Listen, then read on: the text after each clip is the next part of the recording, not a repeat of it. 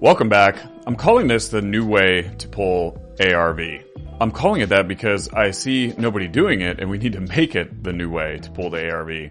For the past several weeks inside the real estate community I'm a part of, I'm seeing investor after investor make a critical mistake when pulling the ARV, and it could be extremely costly. So you're going to want to stick around to learn so that you don't lose all of the monies.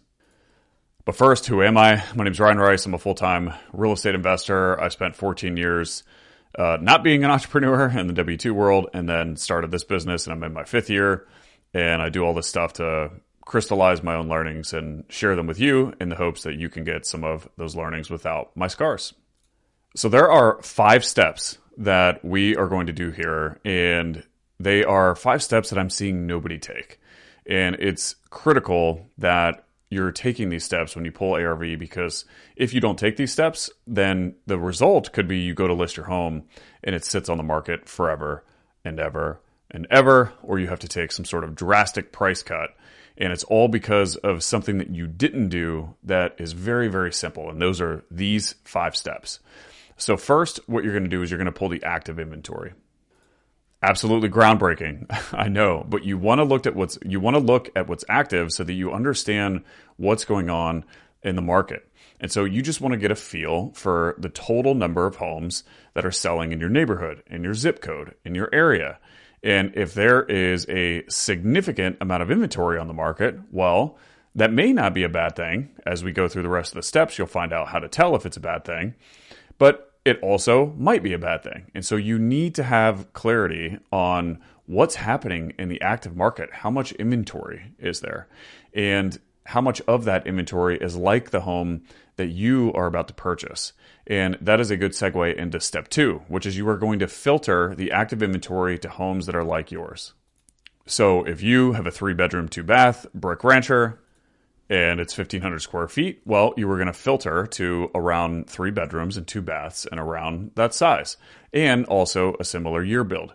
And then you're going to do the exact same thing. You want to know how many homes like the one that you're looking at are currently on the market, because that's a good indication of what is likely to be happening when you go to sell your home. And it sounds obvious, but it needs to be said because I'm not seeing it being executed. And that is, you need to know how much competition that you're going to have on average when you go to list your home. And obviously that's important, because if there's a whole bunch of homes like yours when you go to sell it, well, then the home that is renovated the best and that is in the best condition and has the lowest price is the one that's going to sell most quickly. And if it doesn't sell quickly, then you need to look at how long are those other homes sitting on the market before they go into contract so that you can calculate your holding costs accordingly. So now that you have pulled the active inventory and then you've filtered it to a home that's like yours, then you're going to click the little button that says Show Contingent Inventory, because this is going to show you how many homes are actually in contract to be bought. And this is really important. And the reason it's important is because that is going to tell a great story.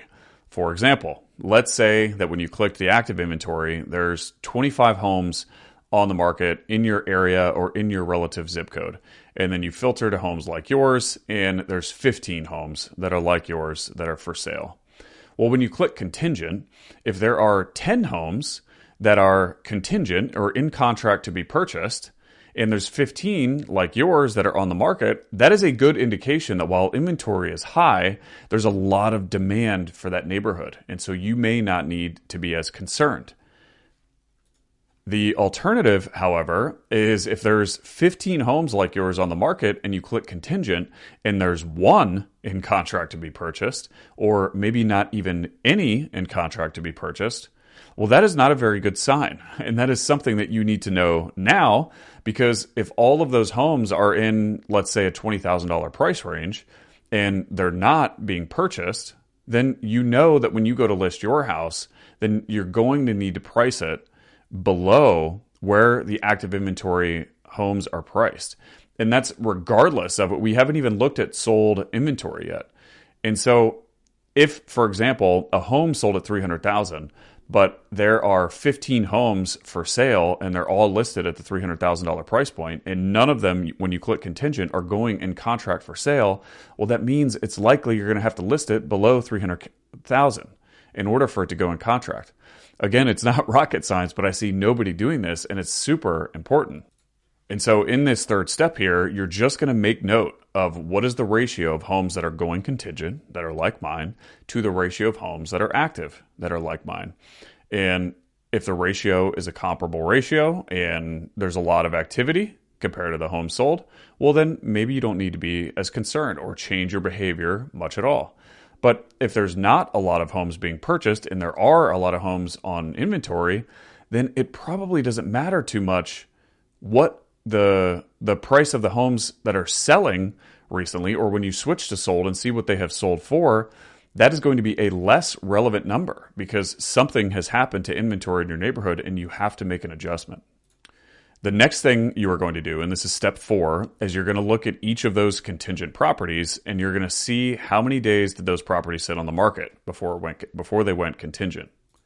If you have 5 homes that are contingent in this area and you go look at them and they all went contingent within the first 2 weeks, well, that's a good sign that there are buyers ready to pounce on any active inventory, any inventory that gets listed. And that is something that is going to be a good sign when you go to sell your house, because it's probably unlikely that it's going to sit on the market for a while because there are clearly buyers that are buying homes in that neighborhood. If, however, when you go to look at how many days they sat on the market before they went in contract, and it's a long time, and right now in our current environment, it seems weird to say that 30 plus days is a long time. But if it's 30 to 60 days, then it's simply, it doesn't mean it's a long time, but it's something that you need to be aware of so that you can factor that into your holding costs.